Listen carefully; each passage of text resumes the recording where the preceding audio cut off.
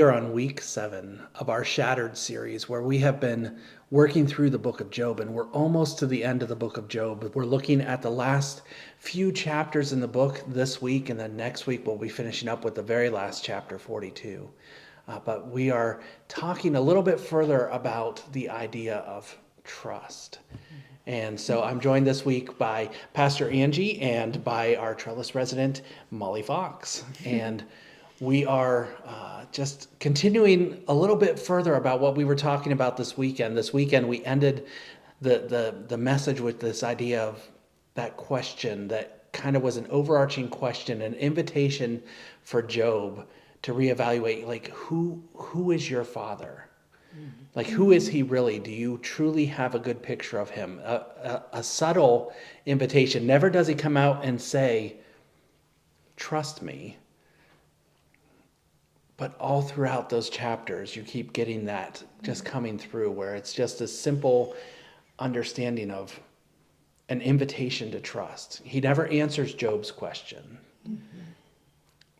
But just this reminder of who he is and this invitation to join him in some place deeper. But let me ask you, what comes to mind when you guys hear the phrase, just trust me? Well, to be entirely honest, I don't want to trust somebody when they tell me that. I immediately want to be like, no, we'll see. We'll see what happens. I'll see what you do, and then I decide if I want to trust you. But then there's also this awareness that I know I'm an untrusting person. And so I struggle with it because I'm like, well, I know I'm just untrusting, so maybe I should just trust them. Maybe they don't really need to prove it to me. And so I'm constantly trying to decide if I should let them show me they're trustworthy or if I should just trust their word and be like, okay, I trust you. Yeah. I am not a very trusting person either, not of human beings. When it comes to human beings, it takes a lot for me to really trust that they're going to do what they say they're going to do, that they're going to be where they say they're going to be. Or your history with growing up and social work and right. I'm like, I You've seen the worst. people, and I know better. No. Yeah. So trusting trusting humans does not come easily to me. Yeah. I think when I hear a person tell me, trust me, there's like just this initial response in the back of my mind saying, okay, but why shouldn't I? Like, why do you have to tell me this? Like, why shouldn't I? Is there something that I need to know? It can be a little cynical, right? Because I think it goes back to our experiences and what we've experienced in life. I remember I was reading a book that was talking about all of this different thing, and the core place is our experiences form our beliefs, and then our beliefs influence our actions. And so if we experienced untrustworthy people, there's kind of this belief that maybe we should be hesitant to trust, and that informs our actions so that we're less trusting. But you said you're very untrusting with people, but I'm assuming that means it's different. And unbelievably, yes, it's different with God. For some reason, I don't falter there like I do with human beings. But I don't say for some reason. I think, again, it goes back to the experiences, like you said. And I watched my mom go through a lot of tough things in life, a lot of horrible things. And yet she never wavered from her faith. Her faith and trust in God never changed. She did not worry. Like, I never saw her worry. She just went with it. I'm like, because, while I say that, the anxiety I can lend myself to anxiety sometimes, which is a form of distrust. So, but I know through, I think, my mom's example that God was a being to be trusted, no matter what comes in life. So what do you think when it comes to, like, we talked about the trust me, and you have this initial gut reaction of no.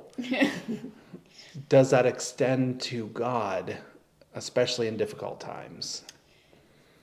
For me, it has, which is like really hard because, like, you know, my soul is like, I want to trust you, but I'm scared. Yeah. And so there's this mix of I want to control it so I don't have to be scared. Yeah. Yeah. Trust and control, they're ooh, that's hard. I mean, we even talk about it at the end of the message, that whole idea of maybe we just need to let go of the things we're Yeah. trying to control. Yeah. Yeah. So, Yeah. Yeah. well, I want to read a verse that's kind of like this. It's a core verse when it comes to the idea of trust. If you put trust in the Bible verse and you're just asking Google for something, it's going to give you this passage. And it's found in Proverbs 3, 5, and 6. It says, "Trust in the Lord with all your heart. Do not depend on your own understanding. Seek his will in all you do, and he will show you which path to take." So what are your thoughts as you hear that? Good. I find I love it a lot, but I also find it like really humbling and just it's a really big reminder for me that like it's not really on me.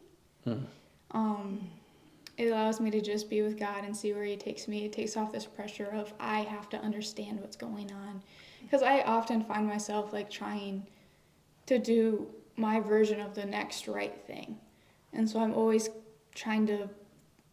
I exhaust myself like trying to figure out what to do. I'm trying to understand all these things, and I can just let it go and trust that God is going to work His way through it all. That's good. That's really good. These are some of my favorite words of God's to us. Like this year's been a very challenging year, as you all know. It's just, like there have been many areas of my life that seem to like crumble in front of me or not go the way that I thought they were supposed to go, you know? Yep. And it was something really sweet that's happened in the midst of all that. So, you know, I do the thirst for our students for Western PA, and that's gotten on the back burner, and I've hated it and felt guilty over that and felt bad about it. But it's been really cool to see God working behind the scenes, doing things I couldn't have done if I'd have tried. And so He's like kind of swept me out of the way and said, I got this, which is like, I find very comforting. It's again that lean not on your own understanding. Because like we want to be in control. I want to be in control. And to do that, I go by what I know. Yeah. And my understanding. And sometimes forgetting God's understanding is so much greater. It's so much bigger. And He can just do things we can't fathom. Yeah. Yeah, this is a verse I love and I hate.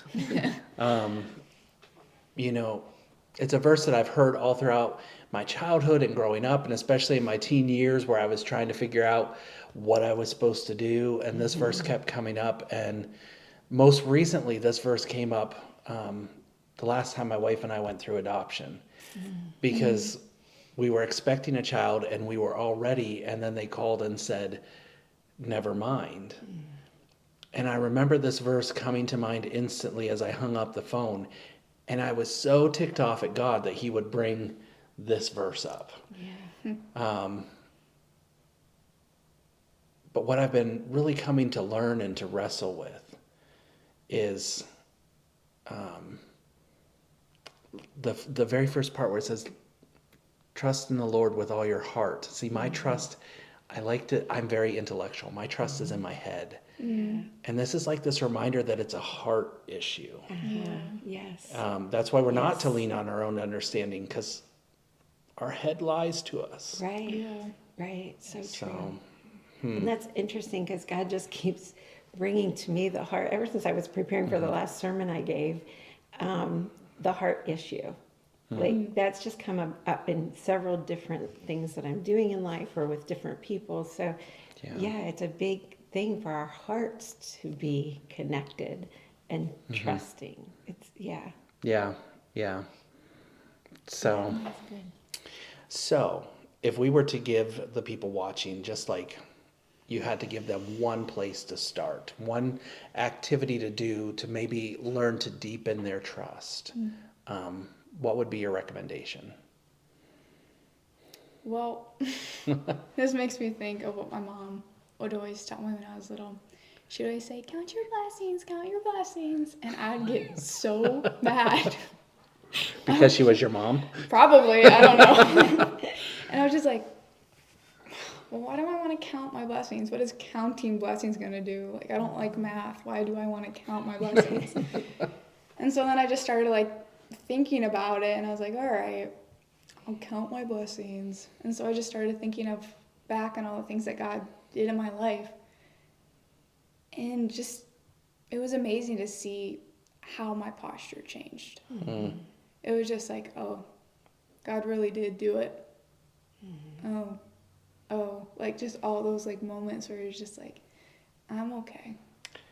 It's easy to forget some of the good things in life, especially when difficult things come our way. Yeah. Well, the Israelites did that. Oh, yeah. You know, I mean, I've often, as a kid even, I'd be like, how could they forget? You know, they go right back to the old ways.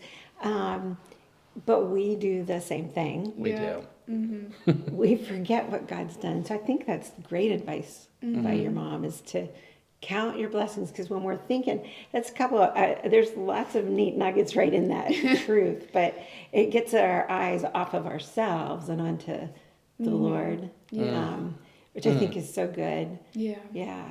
Yeah. I would say saturate yourself in the Word. Yeah. Even if it's one verse, take that verse. Trust in the Lord with all your heart and lean not on your own understanding. In all your ways acknowledge Him. Like repeating it over and over, asking God to reveal Himself to you through that. I mean, the more we saturate ourselves in the Word, the easier it becomes to trust Him. He shows us over and over again how trustworthy He is. We have what the Israelites didn't have. Yeah. You know, they didn't have it at their fingertips like we do. Yeah. Yeah. Well, I hope that this has been helpful. I think this has given you probably quite a few launching points. And so whether you're doing with us a group or on your own, just encourage you guys to work through the table talk and really just kind of spend some time looking at these few chapters where God is talking to Job, and maybe challenging yourself in areas where you need to hear the same statement from God, because He's inviting you to trust Him.